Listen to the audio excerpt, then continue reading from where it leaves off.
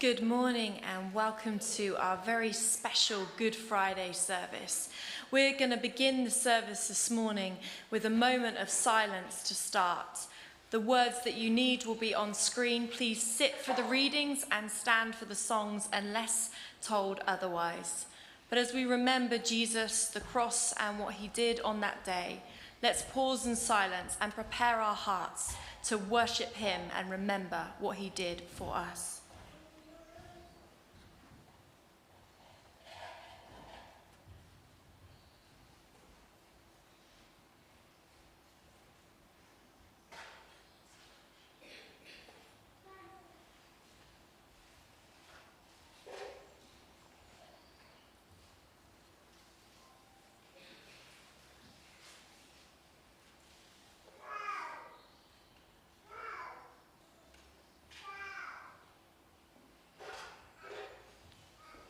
The Son of God agonizes. Then he returned to the disciples and said to them, "Are you still sleeping and resting? Look, the hour has come, and the Son of Man is delivered into the hands of sinners.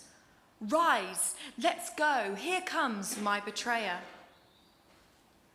While he was still speaking, Judas, one of the 12, arrived. With him was a large crowd armed with swords and clubs, sent from the chief priests and the elders of the people. Now the betrayer had arranged a signal with him. "The one I kiss is the man. Arrest him." Going at once to Jesus, Judas said, "Greetings, Rabbi," and kissed him. Jesus replied, "Do what you came for, friend." Then the men stepped forward, seized Jesus, and arrested him. With that, one of Jesus' companions reached for his sword, drew it out, and struck the servant of the high priest, cutting off his ear. "Put your sword back in its place," Jesus said to him, "for all who draw the sword will die by the sword. Do you think I cannot call on my Father, and he will at once put at my disposal more than 12 legions of angels? But how then would the scriptures be fulfilled that say it must happen this way?" In that hour, Jesus said to the crowd, "Am I leading a rebellion that you come out with swords and clubs to capture me? Every day I sat in the temple courts teaching, and you did not arrest me. But this has all taken place that the writings of the prophet might be fulfilled." Then all of the disciples deserted him and fled. I wonder what it felt like to agonize. Have you ever felt this type of pain?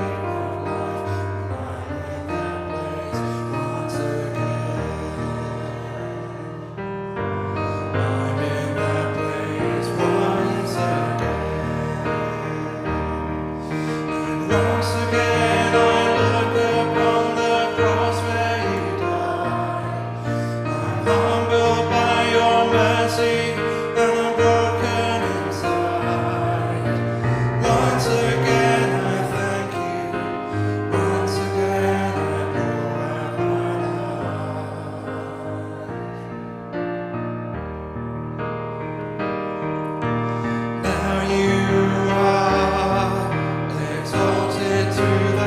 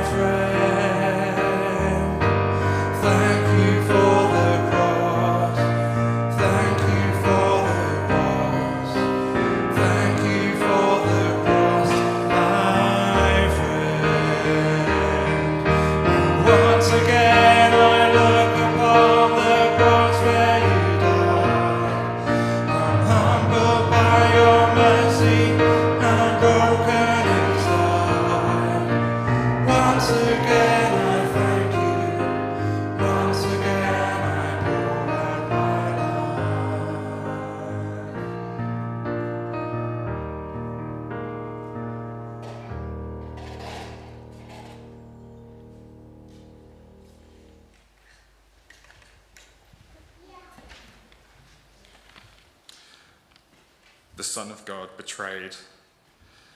In that hour, Jesus said to the crowd, "Am I leading a rebellion that you have come out with swords and clubs to capture me? Every day I sat in the temple courts teaching, and you did not arrest me. But this has all taken place that the writings of the prophets might be fulfilled." Then all the disciples deserted him and fled. I wonder what it felt like to have been betrayed. Have you ever been betrayed?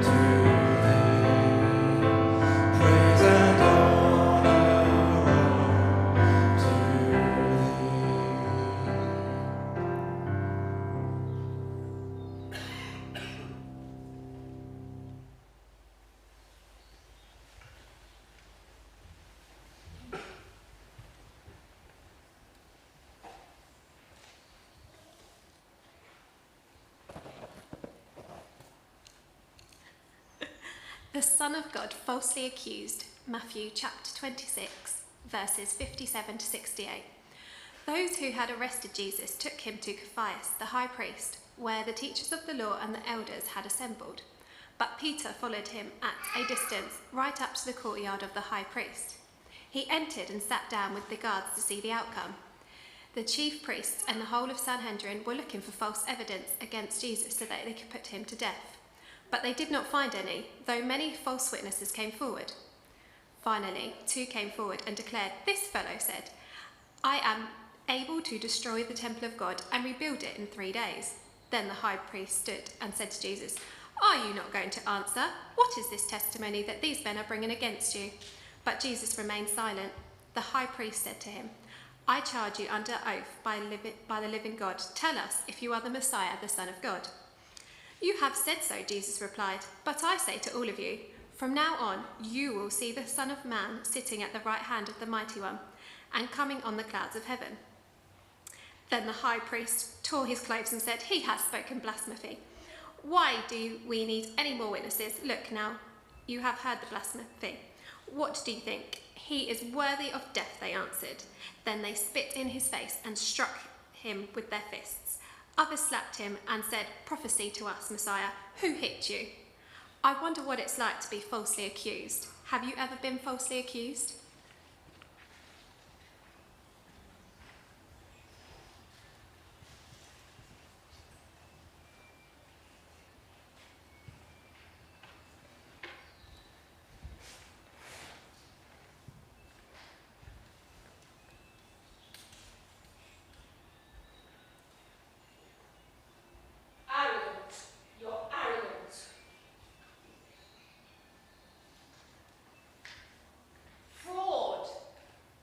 Fraud.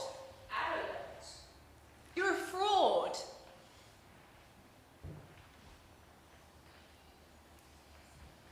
You're a fake. You're a fake. And a fraud. And arrogant. Fake. Fraud. Fake. You're a liar. Oh. And arrogant. Fraud. Fake. You're a vandal Fake. and a vandal. Fraud. Violence. He's a violent man. And a vandal. And a fraud. And He's a he's fraud. a vandal. This man is a fraud. He's a vandal. Violence. Fake. You're a blasphemer. And a Violence. fraud. And a vandal. And a blasphemer. And a vandal. Blasphemer. He's a fraud. This man And a is a fraud. vandal. And a vandal. He's a fraud. You're the Son of God.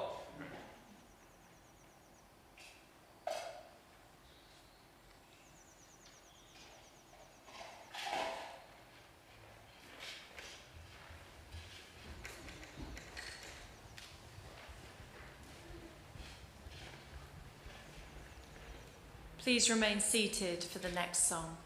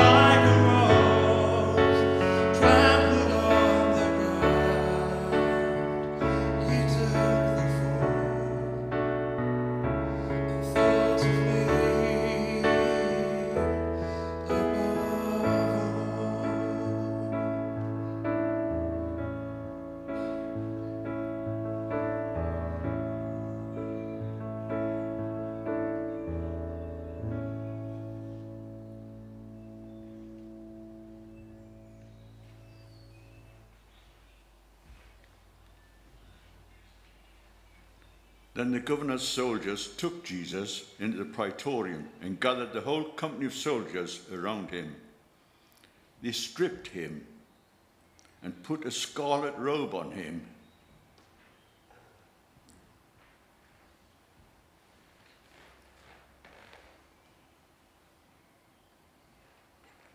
And then they twisted together a crown of thorns and set it on his head.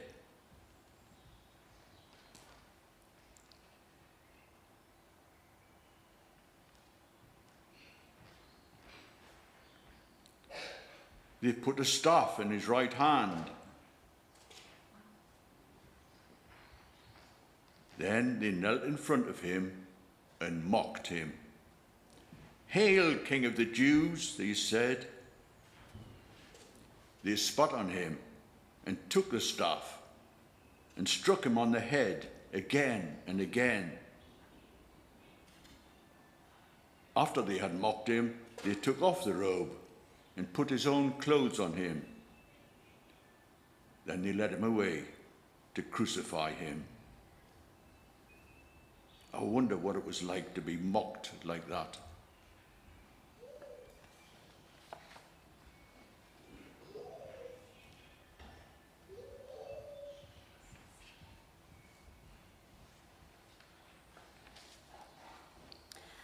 The Son of God crucified, Matthew 27:45-54.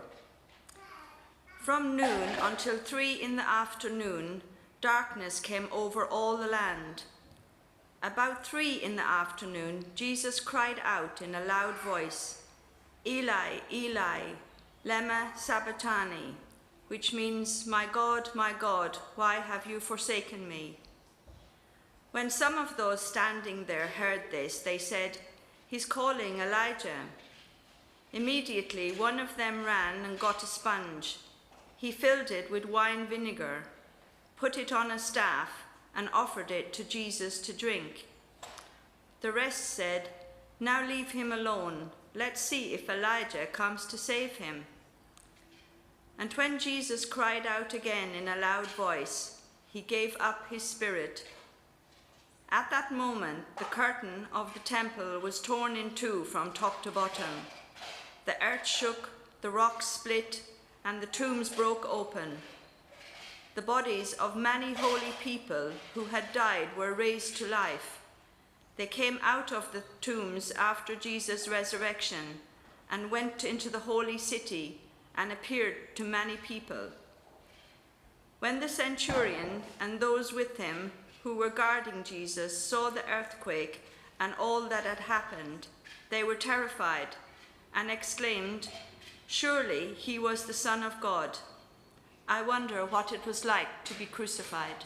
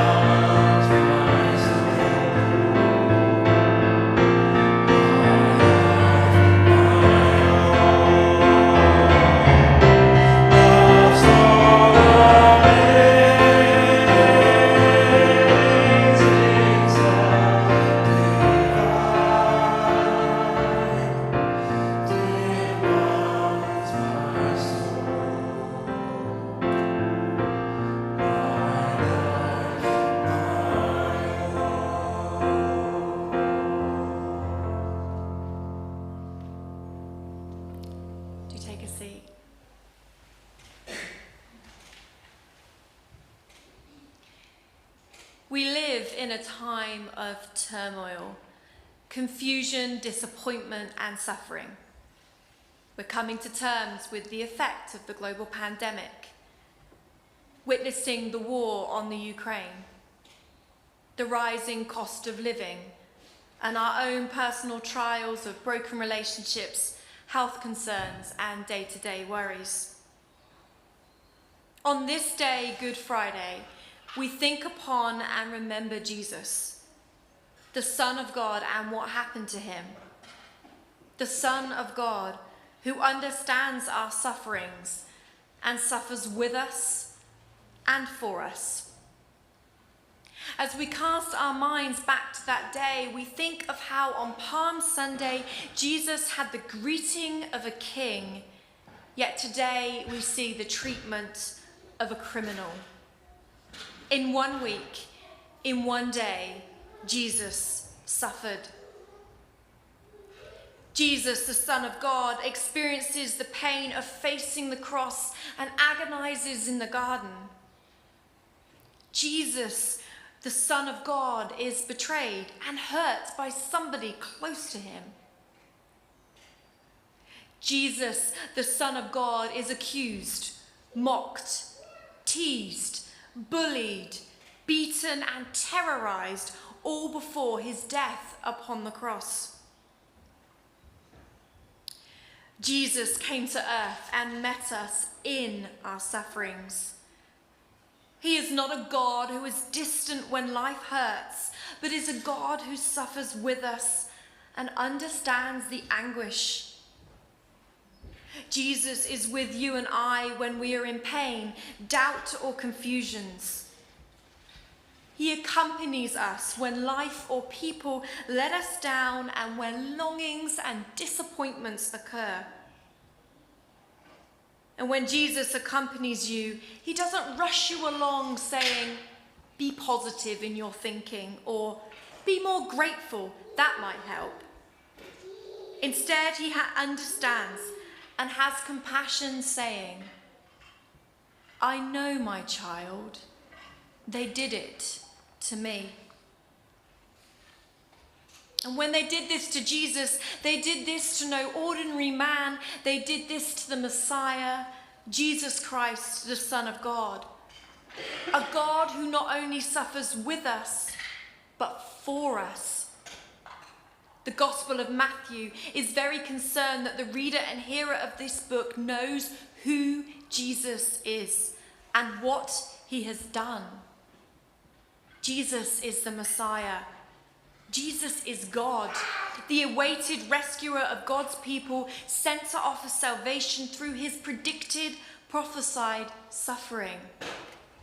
The prophesied and predicted suffering that must happen, shown in Isaiah 53, which says this: "Surely he took upon our pain and bore our suffering, yet we considered him punished by God, stricken by him and afflicted. He was pierced for our transgressions. He was crushed for our iniquities. The punishment that brought us peace was on him, and by his wounds we are healed. We all like sheep have gone astray, each of us turning to our own way, and the Lord has laid on him the iniquity of us all." Jesus, the Son of God, not only sent to suffer with us, but for us. On the day that Jesus was crucified, these prophecies spoken of in Isaiah came true. Jesus' suffering on the cross is unlike any crucifixion of that day. This was the moment that Jesus took upon himself the sins, suffering, and evils of the world so that we might be set free from them. 1 Peter says, "Christ suffered and died for sins once and for all. He never sinned, and yet he died for us who have sinned. And he died to bring us to God. A God that not only suffers with us and for us, but makes a way. He did not leave us where we were. He takes our problems in this life, from the heartbreak, the temptation, and our weaknesses, and restores them in this life and the next, to make whole again what is broken, to heal what otherwise feels hopeless, and to answer prayers. Jesus is with us in our suffering. He suffered for us, and yet he chooses today to answer our prayers and strengthen them. Taking the things in our lives, the mistakes, the failings, the worries and the woes, and making something beautiful.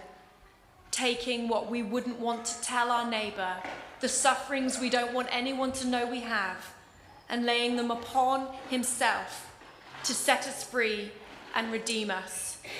To take what is ashes, what is broken, what is fallen, and to restore and redeem. Jesus suffers with us and for us and makes a way. Amen. As we think about the jagged edges in our lives, the mistakes, the failings, the temptations, and the fallenness of this world, we're going to do something now which we can all be part of if you would like to do so. In a moment, Myra is going to bring some of these slates, which will be in a bucket at the front. And you can come forward whilst the song is played over in the background, and you can give to Jesus all of your jagged edges, all of the things that you want to bring to him, knowing he will redeem and restore. So as the song plays, do come forward, take a slate and lay it at the cross and give it to Jesus, and don't take it back, and see what he might do. So let's do that now.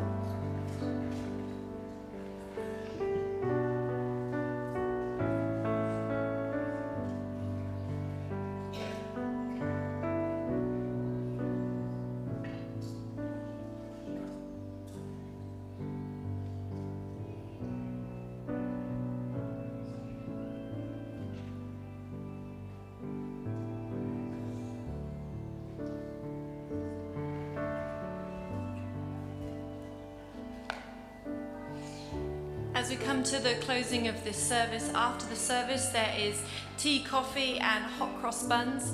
Also, Shannon has arranged at the front for there to be craft and board games. If you want to join in with that, then please do so.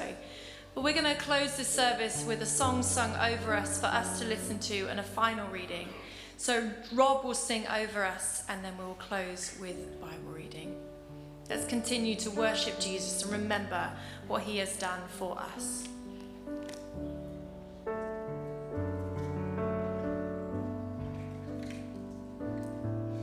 At the foot of the cross, where I kneel in adoration,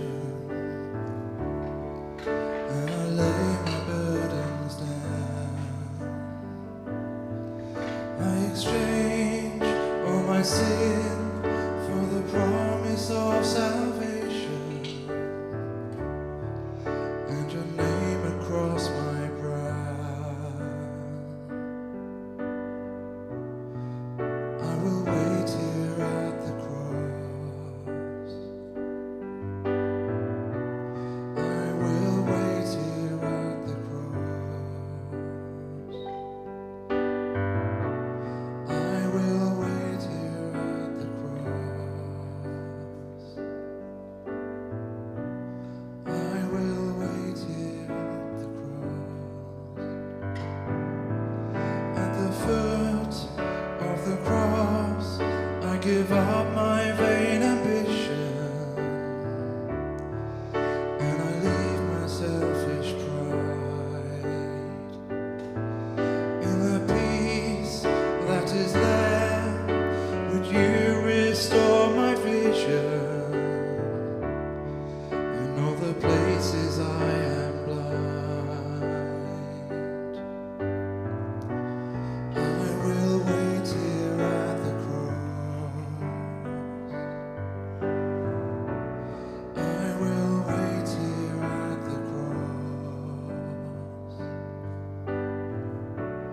I will wait here at the cross. I will wait here at the cross. We will wait at the cross, a hungry generation, with our broken hearts and lives.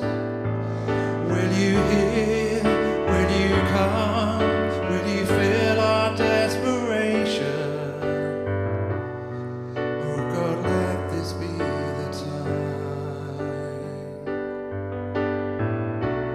We will wait here at the cross. We will wait here at the cross. We will wait here at the cross. We will wait here at the cross.